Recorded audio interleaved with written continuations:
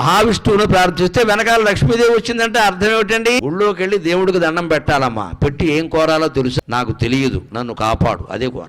ఇది గొప్ప కోరిక. ఏమి అడగద్దు, డబ్బు కావాలి, పిల్లలు కావాలి అడగద్దు. డబ్బు ఇచ్చామంటే డబ్బు ఇస్తాడు, ₹1,00,00,000 ఇస్తాడు, కోటికి సరిపడా డబ్బు ఇస్తాడు. దెబ్బకు మొత్తం డాటకారు పట్టుకుపోతాడు. 2 కిడ్నీలు పాడయ్యాయండి, అది అరకోటి, ఇది అరకోటి తీయండి అంటాడు. ఏమైంది నీ కోటి ఇక్కడ?